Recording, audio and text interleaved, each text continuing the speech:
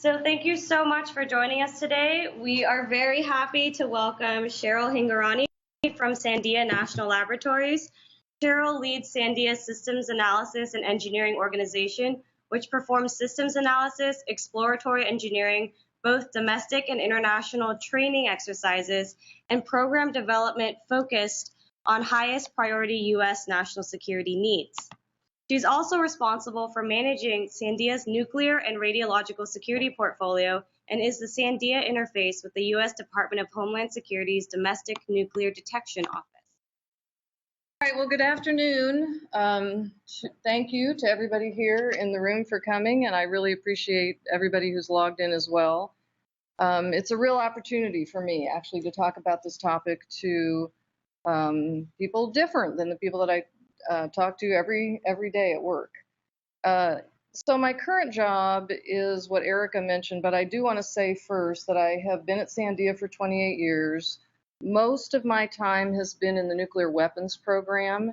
And so this talk about 21st century deterrence challenges, this is really about, it's more policy related than it is technical, which might be a little bit unique for these presentations, and it does have more of an emphasis on the nuclear weapons stockpile for the country, less on the non-proliferation mission, although I have a very specific passion for the future, which is to understand more the role nuclear deterrence plays in global nuclear security. So along with things like the arms control regime and other activities, where does nuclear deterrence fit? So that's really what I'm going to talk about, challenges and complexities of 21st century deterrence.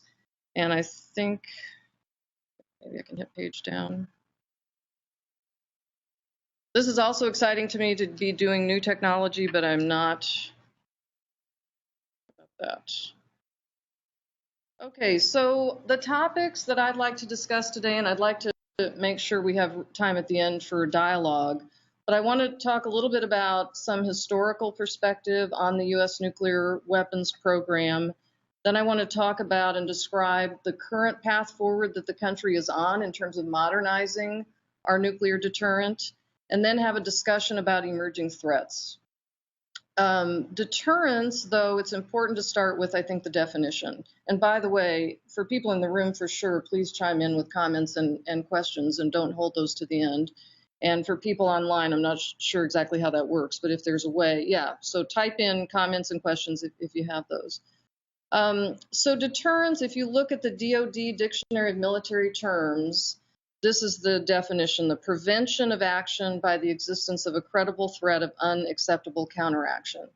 So we talk about deterring aggression and compelling restraint on the part of our adversaries. And deterrence, I mean, the U.S. deterrence is definitely the stockpile itself, the arsenal of nuclear weapons that the country has, but it's also the enterprise, the broader underpinning set of capabilities and technical talent and skills and knowledge. All of that contributes to U.S. nuclear deterrence. A couple of background slides for just to set the context and make sure that we're all kind of on the same page. Sometimes we get criticized for having a Cold War stockpile. And in fact, what this slide shows is all of the different weapon types that we deployed during the Cold War, the 50s and 60s and 70s. And in white are shown the nuclear weapons that are no longer deployed in the U.S. nuclear arsenal. And in red, you can see those are the nuclear weapon systems that are currently in our stockpile. And so do we have a Cold War era stockpile? No, largely most of the weapon system types that were deployed during the height of the Cold War have been retired and dismantled out of the stockpile. But we still do have some of the warheads that were deployed as part of during the Cold War. And what you'll see going forward is that we're in the process of modernizing that stockpile through life extension programs. So our basic path forward for U.S. nuclear deterrence is to life extend these systems that are shown in red here on the chart. So there's a lot to say about that, and I will answer you briefly now, but I have more on that on a later slide. The policy in the Nuclear Posture Review, which came out in April of 2010, does talk about life extension programs as the baseline strategy, and that we can look at possibly new designs as long as no new military capability is involved.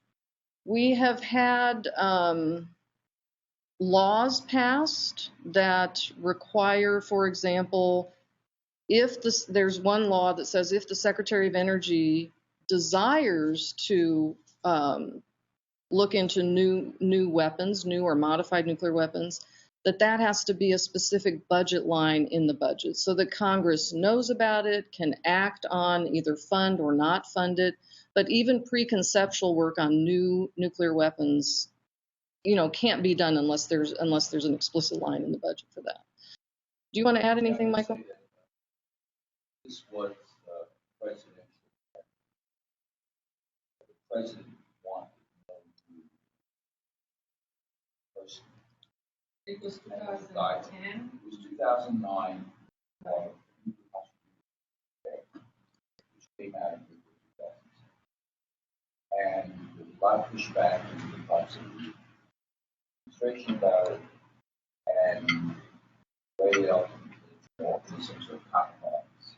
Not always compromise language is that if it needs to be new military capability, has to be justified on the basis of some major threat, and has to be certified by the Secretary of Defense and the Secretary of Defense.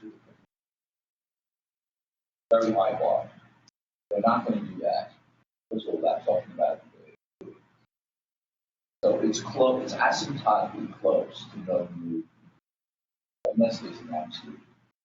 And that's an important constraint there on the R&D weapon. That's a significant. Right. If it's a presidential directive, then can it be just as quickly reversed? Absolutely. There's going to be a new nuclear posture review commission. First year of the new administration, but whoever is president, making changes. This is policy, and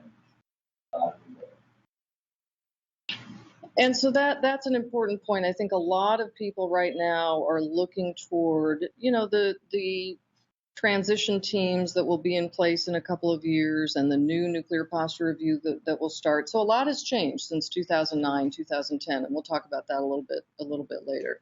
But back to this background, the quantity, so that earlier slide was the different types of nuclear weapons in the U.S. stockpile, and this is the overall quantity. And so what you'll see is that we peaked above 30,000 nuclear weapons, and now the number was declassified in 2009 to be a little over 5,000 weapons. We are committed to the New START treaty, and we'll talk a little bit more about that later, but that is a restriction on deployed strategic nuclear weapons, and it limits us to 1,550 by 2018 is when we have to come into compliance with that treaty. So from Prague to Berlin, I've given a talk a couple of times called From Prague to Berlin, and I was talking with Michael yesterday, and I said maybe I need a new talk called From Berlin to Crimea. But for now, if we look backwards and try to figure out how we got to where we are today, as Michael said, in 2009 is when a lot of the pre-work was going on to support the Nuclear Posture Review. And you might remember that President Obama gave a speech in Prague in which he warned of the dangers of nuclear terrorism. He warned about global nuclear security for the future. He talked about committing the U.S. to leading the world toward a nuclear weapon-free world. But he also said that as long as nuclear weapons exist, the U.S. will maintain a safe, secure, effective stockpile to provide deterrence for ourselves and also to honor our extended deterrence commitments to our allies. A year later, the Nuclear Posture Review came out, and on the next slide, I'll say a little bit about that. The New START treaty was ratified, and then a series of these global nuclear security summits were held. And for example, in Seoul in March of 2012, another point that the president made is that the next steps with Russia would be to look at our non-strategic and non-deployed stockpiles. So the New START treaty dealt with strategic deployed systems. Now what we were putting on the table was, at least conceptually, that we would sit down at the table and talk about non-strategic or tactical nuclear weapons and weapons that are in reserve or in hedge or inactive status. And then later again in Berlin, a year after that, there were more announcements about ensuring the security of the United States with up to an additional 1/3 cut in quantity. So this was going from 1,550 nuclear weapons to 1,000. And people have talked for, actually a couple of decades about the possibility of 1,000 nuclear weapons being the right size, an appropriate size for our stockpile. And he also said that he was interested in working with NATO and with Russia to seek what he termed bold reductions in nuclear weapons in Europe. Now, this was before Crimea, before the deterioration of relations between the US and Russia over the Crimea situation.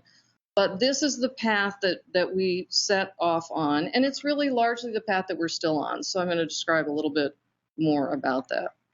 The NPR objectives, again, primarily about preventing nuclear terrorism and nuclear proliferation, reducing the role that nuclear weapons play in our US national security strategy, maintaining strategic deterrence, but at lower levels, and also, again, honoring those commitments to our allies and partners.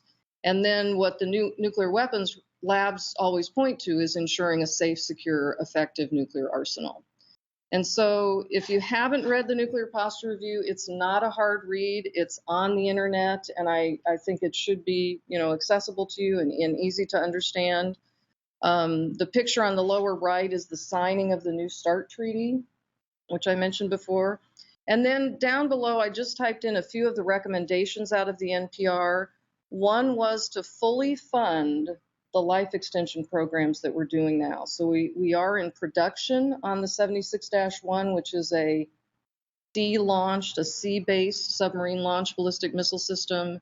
The B-61 life extension program, which is our air-delivered nuclear bomb.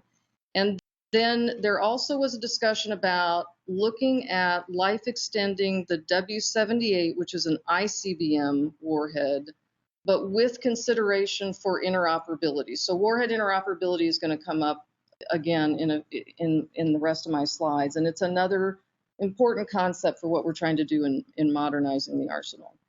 And then the last quote there just points to the importance of the underpinning infrastructure and skills and capabilities.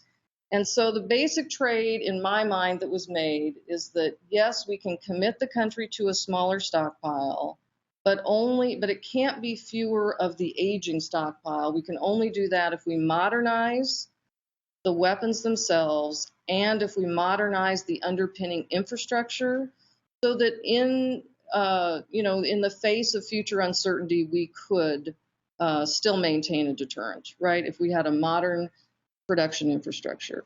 So do you see a conflict between modernization and no military capability? Well, I don't really see a conflict between those two things, because what we are doing is life extending the stockpile that we have. I'll give you an example. In the B-61 life extension program, there is a change in the design that improves the accuracy of that system. And we lowered the yield, the output. And what we argued is that is not new military capability, because we can hold the exact same targets at risk. With increased accuracy and lower yield, we can hold the same targets at risk. So I think on a case-by-case basis, we'll face this question of new military capability. There certainly have been people that have argued that is new military capability. Again, if you look at the law, though, it's really about the nuclear explosive package components. That's how they define a new nuclear weapon. Nuclear explosive package components that haven't been in the U.S. nuclear stockpile in the past.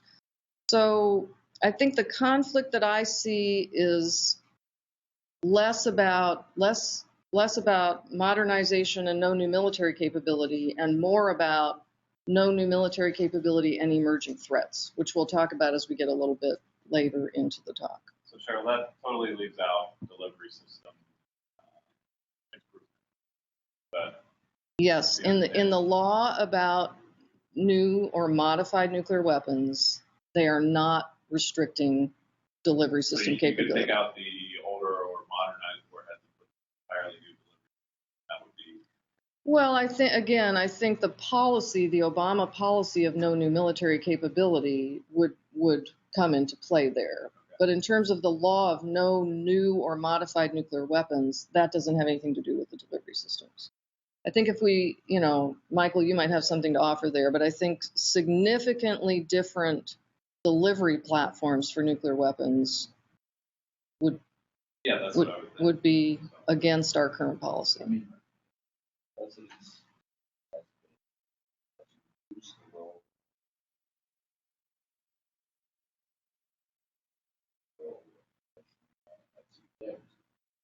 of drones, special forces, lots of other things. So the concerns are really start about labels and other. Go ahead.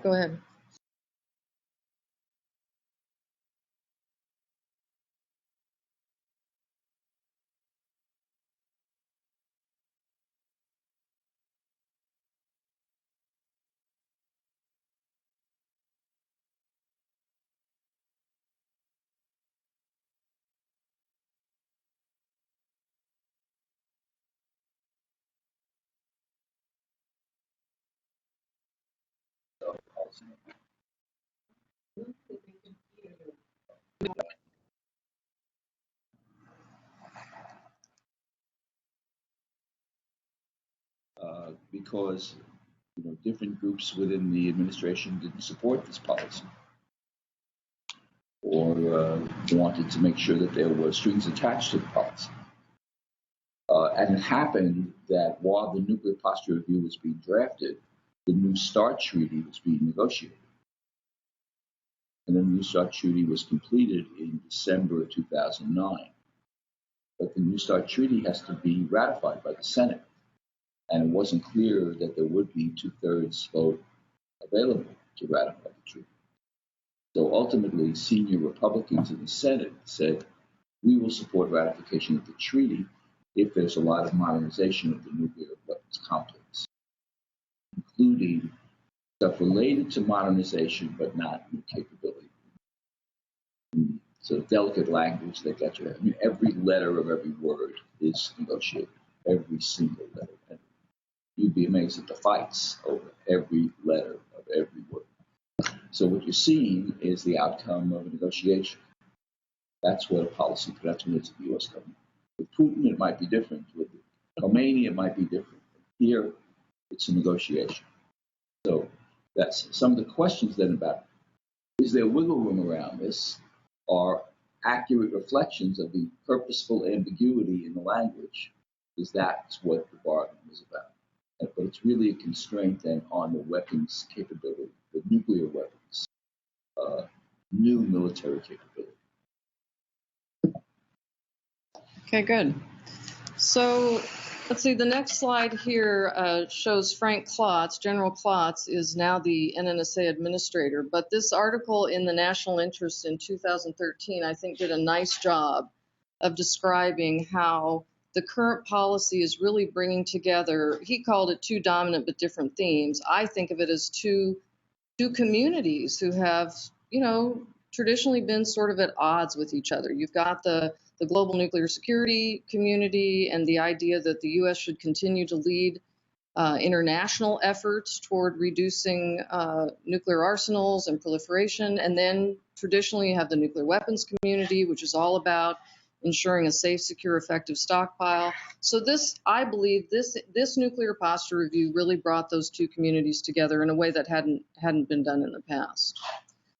This is one way to think about it. This next slide is this transition into the third era of the U.S. nuclear weapons program. So this is sort of a Sandia-centric kind of look at things, but I'll just describe it for you briefly.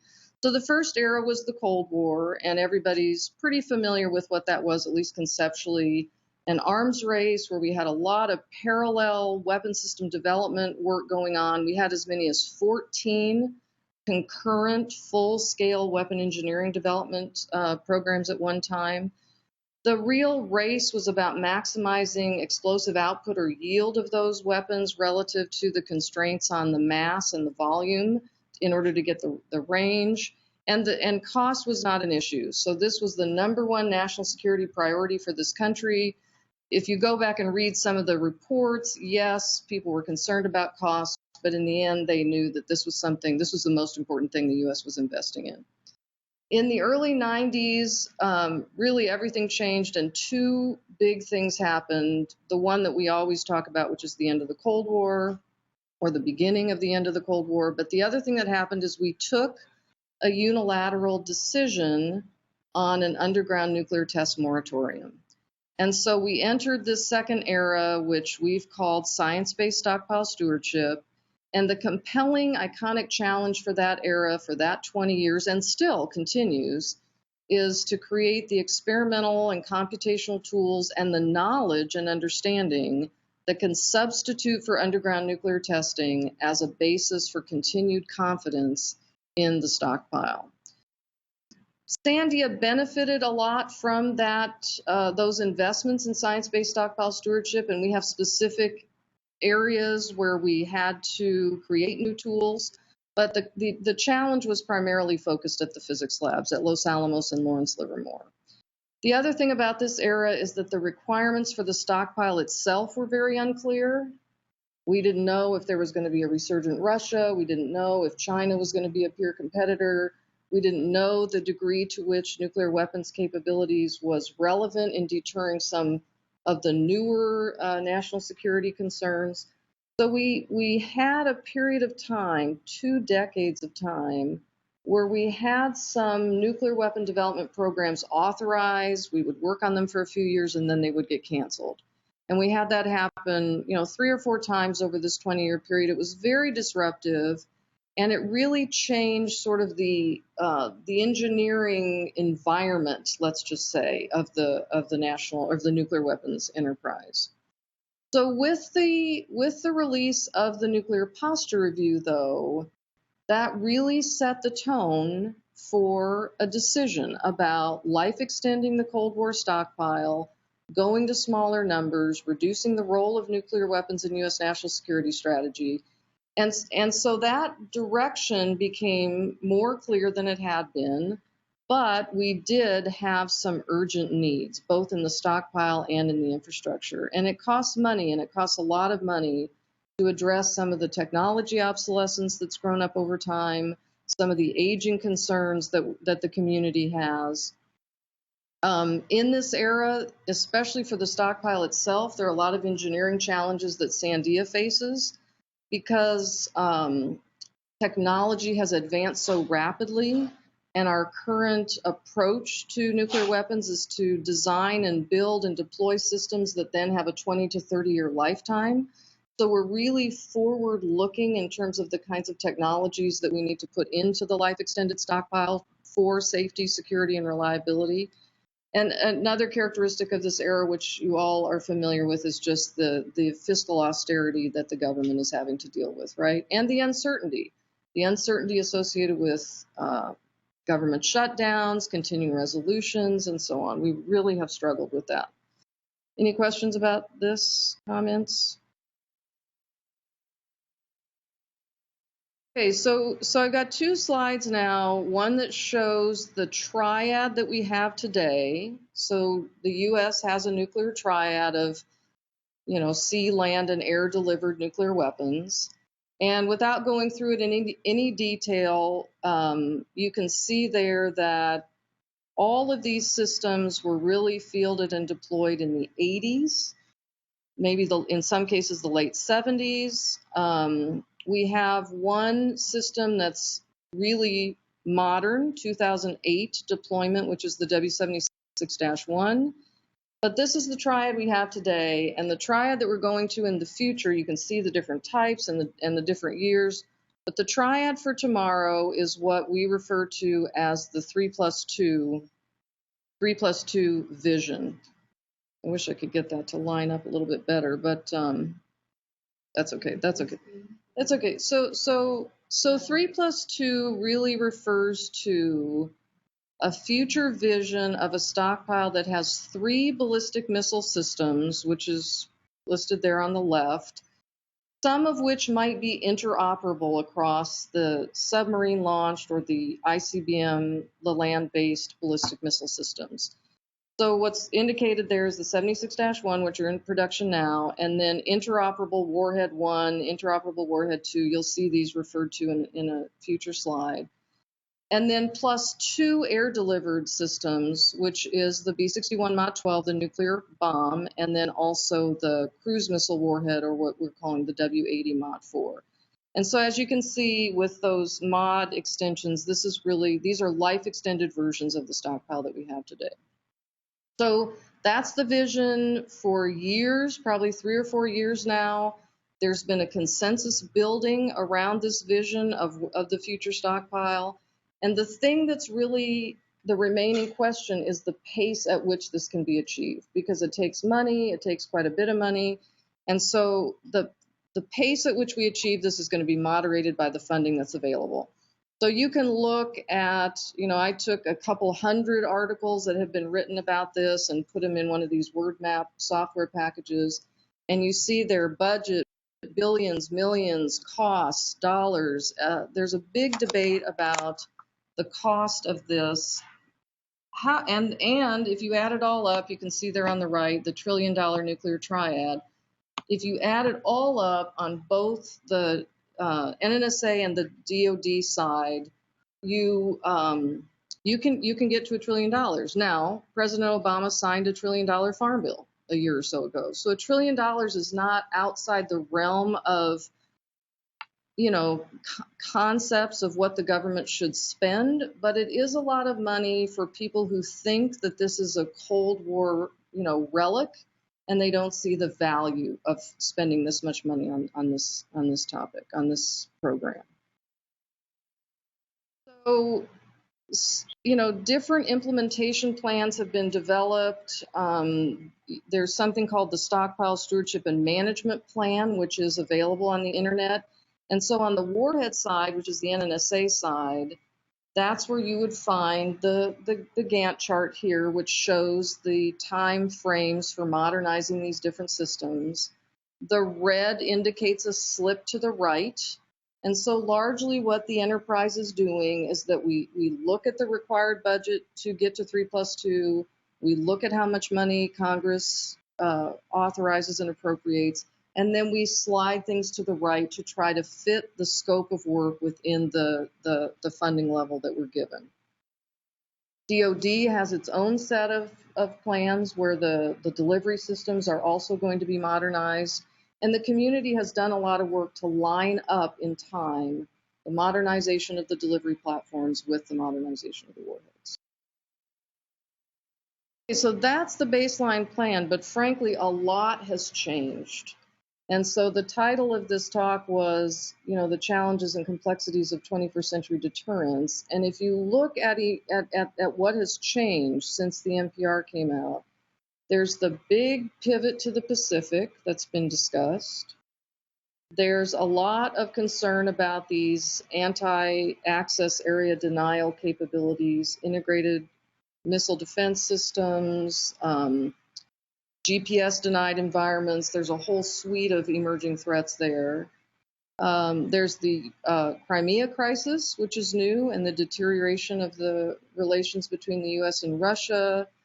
Some writings about de-escalatory use of nuclear strikes, so a war-fighting sub-strategic use of a nuclear weapon to end or de-escalate a regional conflict or an escalating conventional conflict. And so people are starting to ask the question about modernization, no new military capability, emerging threats. How do we tell a consistent story about all of that for the future?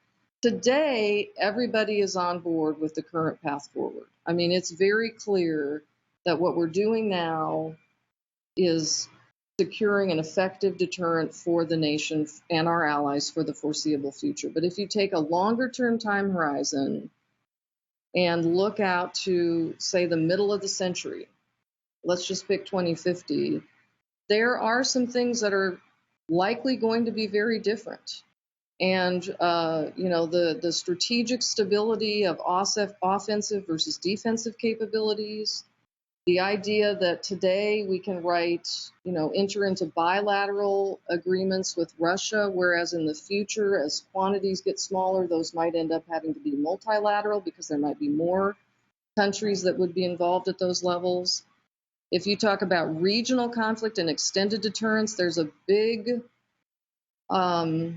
question about lowered barriers to proliferation and the fact that more and more of this information is available, online. People have written books about designing nuclear weapons.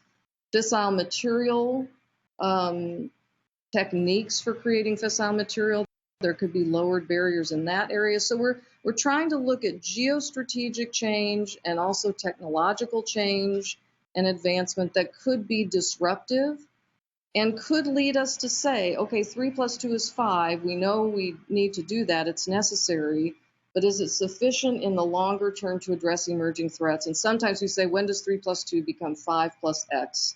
Are there some small number of additional options that the President of the United States might need in this 2050 kind of time horizon?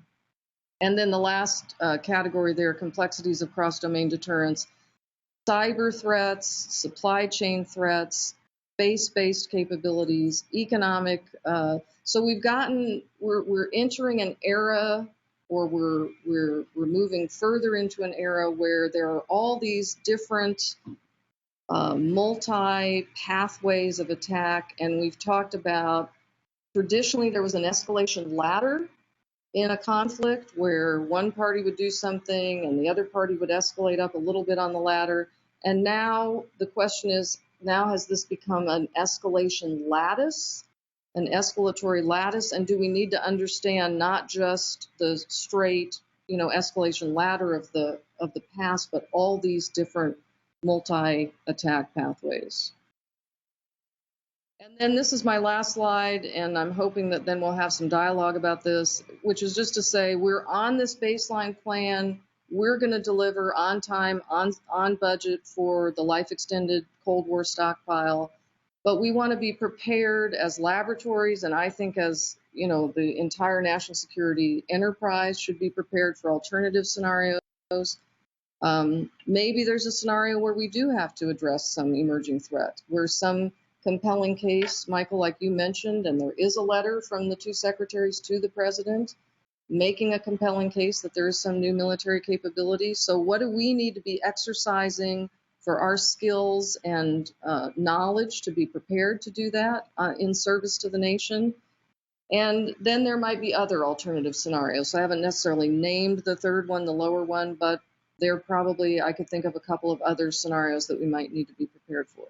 And one of the things that is important is the agility of the enterprise, certainly being able to do things more quickly and in a more anticipatory way. And part of that, I think, is to continue to be able to compete for the top talent in the United States. So one thing that some of you here in the room could maybe offer thoughts on is how can the national security laboratories, how can the national security community in this country be competitive for the top talent? So those were my prepared remarks, and I'd love to move into a few minutes of dialogue and discussion. Questions, comments?